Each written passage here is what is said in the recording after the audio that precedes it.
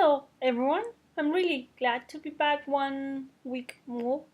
And in this case, I want to say, first of all, thank you for all the support, thank you for being there, thank you for giving me likes and seeing me talking about books for so long. But first of all, if you're new to this channel, I just want to say a very welcome hello. I'm really glad that you joined me. And in case you have already seen my videos, hi again. It's really good to have you back. In this case, I bring you another review that actually I read this book back in October, but I couldn't post this review or film this review until now. So we are going to talk about A Monster Calls by Patrick Ness. I don't have the physical copy of my book with me because I lent it to a friend, but I will post the Spanish cover uh, over the, at some point in the screen because that's how I read it. I read it in Spanish, but with the original illustrations by Jim Kay, basically illustrating the whole story. So, I know I'm very late into reading this, so probably you already know what it is, or maybe you have seen the movie already. A Monster Calls tells the story of Connor, who is a young child who is having a really bad time in her life because her mother is very ill, and also he has a very bad situation at school. But at some point, he receives the visit of a monster that actually says to him that all he wants to do is tell him three stories, and then in return, Connor has to tell him, tell the monster his story, the story of his nightmares, because Connor has for a very long time now this kind of constant nightmare, and even though he didn't believe that the monster is real at the beginning of the novel. They start having this kind of relationship where the monster tells him stories and he learns from them and applies them, the kind of moral approach to the stories. Connor applies the lesson to his daily life routine, and everything starts basically from there. I think this story was very touching, was very well written. It's a very thin book, and it's very hard to captivate the readers in a very short space. And I find that Patrick Ness, even though the original idea it wasn't his, was done or was thought by Sanovian Don. Probably I'm saying it wrong because I am very bad with names. But this person actually had the idea of this child that has to deal with illness at home and a not very friendly environmental school, and then she unfortunately passed away. So Patrick Ness was the designated author to continue the story and to create the story from the scratch, from the notes that this previous author had. So in this story, you can tell maybe from the drawings that are very dark, you can tell that probably you are a little bit scared. Although it has scary bits, it's not scary at all.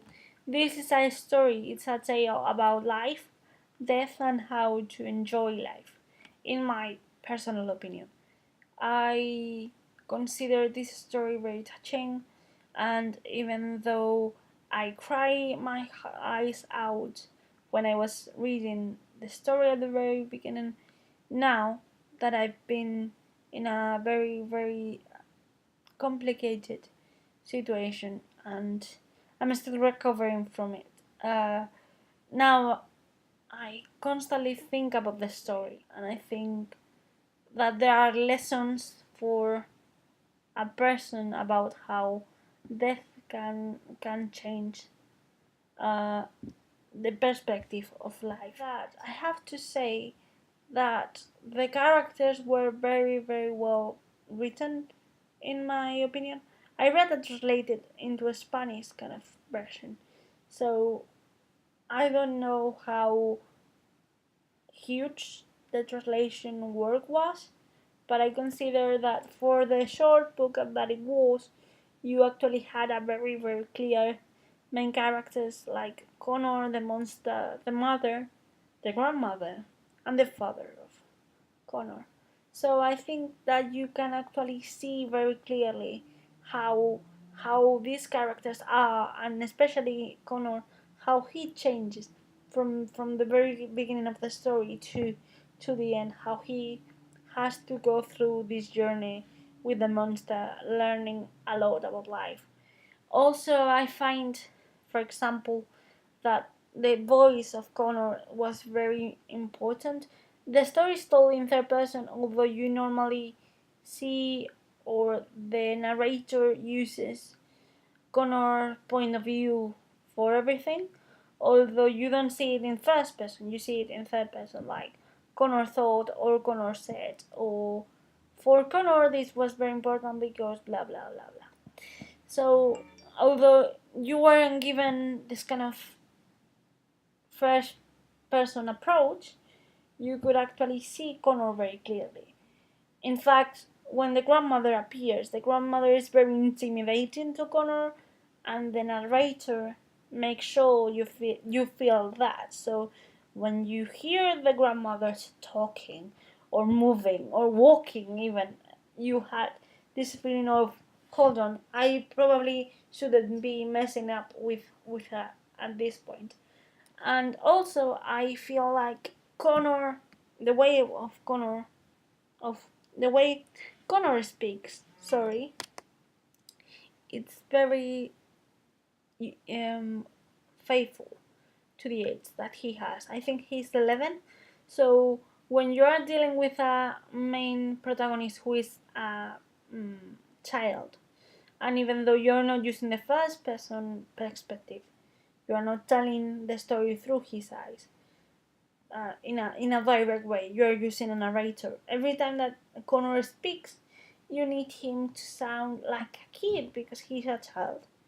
He's not an adult. So, for me, as an author, doing that, having a very clear sense that my kind of children memories are, or child memories are very far, and I don't have the kind of vocabulary I had when I was 10 or 11 or 12, and trying to make that kind of voice without sounding insulting or simple and make it believable, it's very hard.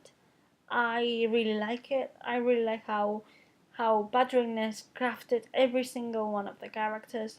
I think also you could see through the story, apart from the topic of life, death, and overcoming loss, and dealing with death in your life, or dealing with how to consider life after you have a very dear person passing away.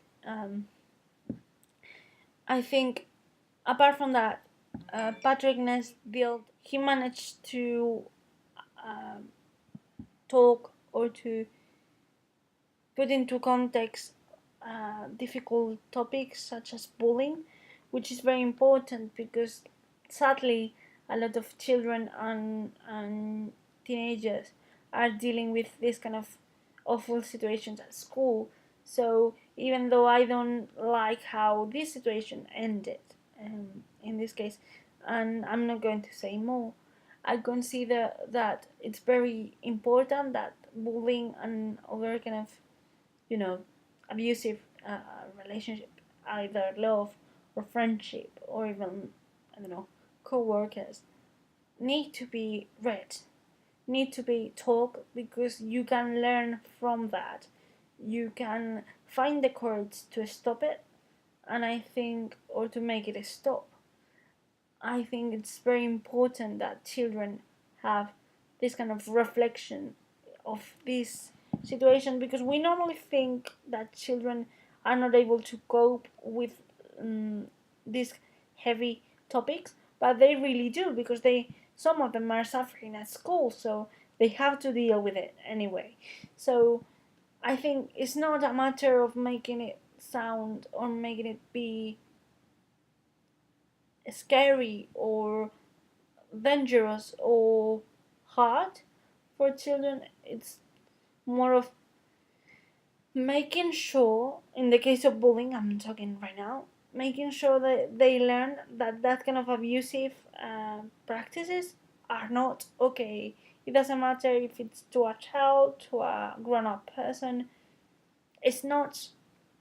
It's not okay, and it's very important that they are learning from that, and they are learning through some kind of entertainment device that they consider, which is a book. And I praise Patrick Ness for that. Again, sorry for all my probably wrong grammatical approach to this review, but I'm very nervous and I didn't actually know how to discuss this. So, another thing I want to point at in this review is the role of stories in a person and inside this book in particular. I already said that the monster comes to tell Connor 3 stories, and in return, Connor must tell his nightmare to the monster. The role of stories in this particular tale is very important because they teach Connor lessons that he later applies for good or for bad in his real life routine. And that's very important because I think it highlights the importance of storytelling for, especially for kids, where even though we are using very simple stories with very black or white characters, the morals or the conclusion or the message to the kids, it's very straightforward, and they can apply, I don't know, their idea of justice or kindness. Or that's why fairy tales are so important, because they give lessons. One can discuss that fairy tales in this case are very outdated if we compare it to contemporary life. And that might be right, because in the time in fairy tales were told originally, the situation for women, for example, was quite different. But I think that if we modernize the tales, the main story stays the same.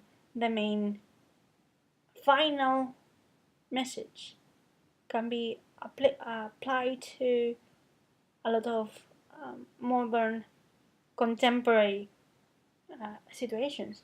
And I think that Patrick Ness uses these tales to explain the kid that life is not sometimes as fair as we want it to be, as clear as we want it to be, and maybe by doing something he believes is good, he's making quite the opposite point. And I think that's very important as well for the reader, because when you are a reader, you are reading a story, you are told a certain story, in this case Connor's story, but using this kind of secondary story, this meta fantasy story, you are not being the reader anymore.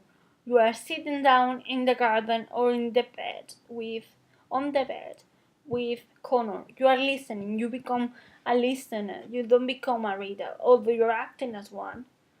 You put yourself in Connor's shoes and you judge the story and you get disappointed, or you celebrate that you thought it was going to end that way.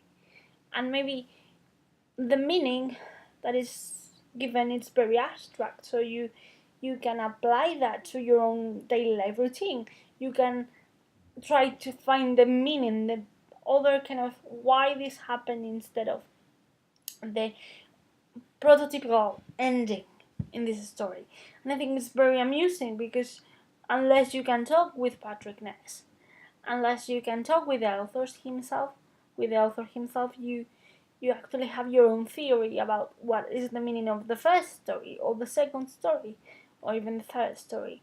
And I find quite amusing the idea of sharing that meaning with other people that have actually read the book, because I had one theory for one of the stories, and I share with this friend that she has the book now, and she gave me another approach to it that I never actually contemplated, and I think that's quite interesting. Finally, I would love to praise um, the illustrations, made by Jim K. They are marvelous. I haven't seen a very such a dark, twisted, kind of spooky illustrations. How they affect to the rhythm of the story, to their own reading experience as a whole. You could actually have a reference to these tales as when you were a kid. You have a reference to the monster, and I love how vague, how intricate they are, how complex they are, but again, at the same time, they are very, very vague, and I find that those elements, those characteristics that are supposed to be quite opposite, because you cannot have a very detailed drawing and being very vague at the same time. I think in this case, using those characteristics at the same time make a perfect reference to, I give you the details, but I give you the tools to interpret whatever you feel like it, whatever you actually understand out of the story. And I think that's very important, and it matches with the idea that I told you about the stories that the monster tells to Connor. So I find it quite interesting as well. I think they are black and, well, at least mine was black and white. Is the original illustrations, and I love them. I really, really love them. Well, that's it. It's a very long review, but I hope you enjoy it. And well, you can comment, you can subscribe, you can give me a like, and also you can follow me on social media if you fancy. I hope you have a nice week. Bye.